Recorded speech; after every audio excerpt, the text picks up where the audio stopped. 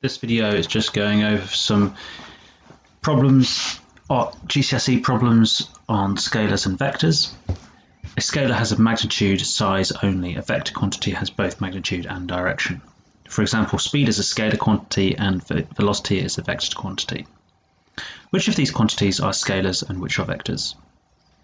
Time, speed, energy, mass, distance are all scalar quantities. They have a magnitude or size only, and acceleration, velocity, momentum, force, weight and displacement are vector quantities, which means that they have a direction associated with them as well as a magnitude. Resultant vectors can be found by drawing scale diagrams and measuring the resultant. This can be done by either using the parallelogram method or the head-to-tail method.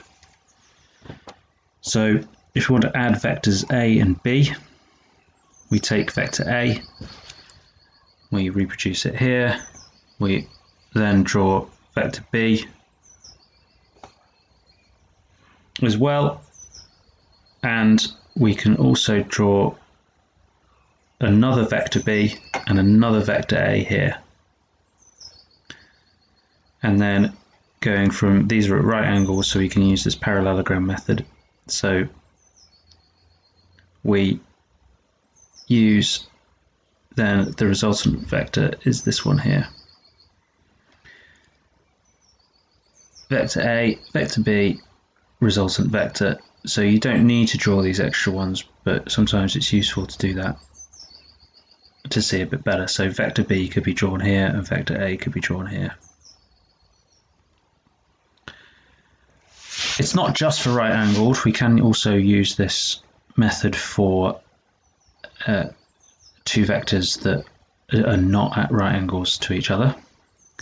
So we can determine the magnitude and direction of the resultant vectors A and B for the combinations below. So these are known as scale diagrams. Now you may be given a scale, you may have to come up with a scale of your own. So here you're given a scale, this scale is 1 millimeter is equivalent to 1 Newton. So every millimeter that's of length of the arrow represents a force of 1 Newton. So then this arrow should be 50 millimeters long or 5 centimeters, and therefore it will represent 50 newtons. So if we have a vector A here representing an unknown force and another vector here representing an unknown force, so this would be two forces acting on an object, one going towards the right, one going upwards, then what would the resultant force be? Well, you draw out the two vectors like so, and then you draw in the resultant of 50 newtons. And then if this is north, east, south and west rather than up and down, then A is going towards the east and B is going north. Which way is the 50 Newton one going?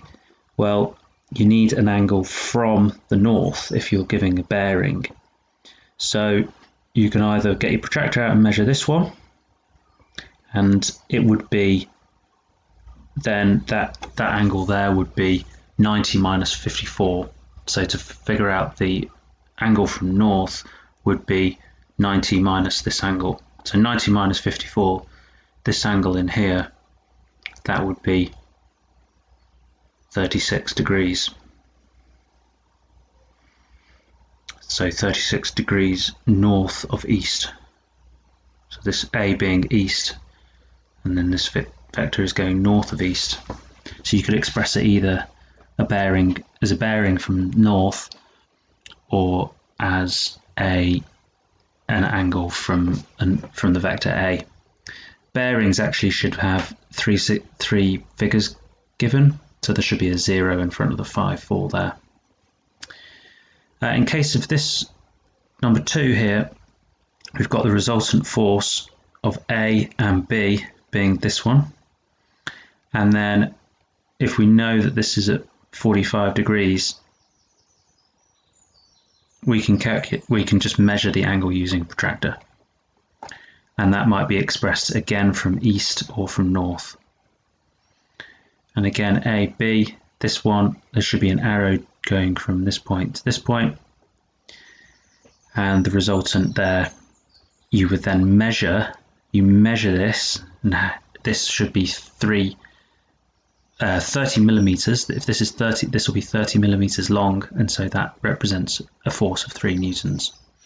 So the resultant force is 30 or 20 degrees north of east, 3.0, 20 degrees north of east. Let's have a few more examples here. So we've got a vector B and a vector A. What is the resultant? Well, here, this vector here is B. So vectors can be juxtaposed, so you can redraw them anywhere on the page as long as they've got the same direction and the same length vector representing their magnitude. So we can redraw B over here at the end of A. So if we do that, then we can get our resultant, which is this one here. This is our resultant vector. A and B, again, in this one, we've got A being drawn at the end of B. We could draw B at the end of A and we'd get the same result. So just pick one vector, draw it at the end of the other vector, and then the resultant vector will become apparent. It would be this one in this case. And over here we've got A and B. Again, if we draw B at the end of A, we draw it here. Same angle, same direction, same length. We've just redrawn B over here and we get the resultant vector. And you can calculate or measure the angle from north. You either need to, well, most protractors go up to 180 degrees, so that measuring the angle of 170 should be no problem. Question 7. A ship is heading due west at a steady speed of 15 kilometers per hour. A current of 3 kilometers per hour is running due south. Calculate the velocity of the ship relative to the seabed. Hint: the velocity of the ship plus the velocity of the current will add up to the total velocity of the ship relative to the seabed. So you draw a diagram out. Here's the velocity of the ship. Here's the velocity of the current. They're two vectors. Draw one at the end of the other one, and there's the resultant. This is the resultant vector, and this is the angle of the resultant vector in relation to the angle of the vector of the ship motion without the current. So the resultant vector, the magnitude of it using Pythagoras' theorem, is the square root of 15, which will be the magnitude of the ship vector, plus the square of the current vector magnitude, all square rooted, giving 15.3 kilometers per hour. The tangent, SOHCAHTOA, tangent is opposite divided by adjacent, so the current vector divided by the ship vector magnitudes, so 3 divided by 15, so the angle is the inverse tangent of 3 over 15, which gives 11.3 degrees, 11.3 degrees south of west. Question 8. 2 tractors pull on a large boulder in an effort to shift it out of the way of a new fence line. One tractor pulls with a force of 3,000 newtons west, and the other tractor pulls with a force of 2,500 newtons in a southerly direction because of the terrain. Draw a scale diagram of the situation and use it to determine the resultant force acting on the boulder. If the boulder has a mass of 1,000 kg, calculate the acceleration of the boulder due to the resultant force acting on it. So one tractor is pulling this way, westwards, one tractor is pulling southwards, and so we get a resultant force at a particular angle. So the resultant force used Pythagoras, again, 3,000 squared plus 2,500 squared, all square rooted, gives a resultant force of 3,905 newtons. Make sure that you can do that on your calculator properly. The tangent of this angle here, again, opposite over adjacent, so 3,000 divided by 2,500 gives an angle inverse tangent of this value, of this fraction, which is 50.2 degrees.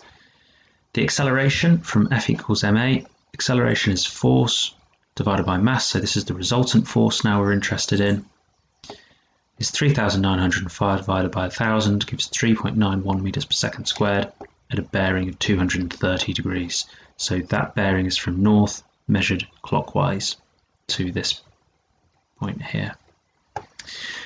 3 coplanar horizontal forces, each of magnitude 10 newtons, act on a body of mass 5.0 kg as shown below. Coplanar just means they're all in the same plane, so the plane being the plane of the paper, there's no angles to be considered other than these ones drawn in the same plane of the paper.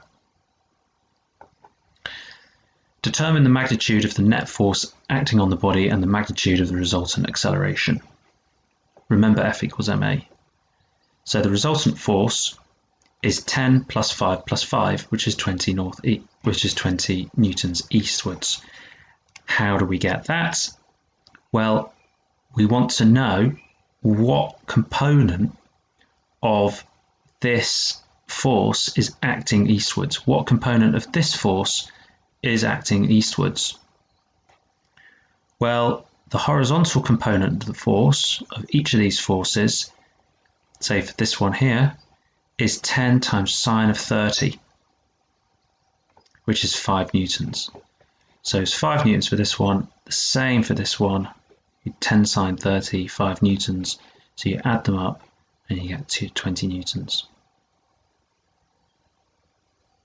9b, is it possible for the 3 10 newton forces to be arranged so as to give a resultant force of 0 on the 5.0 kg mass? Explain your answer with a possible solution.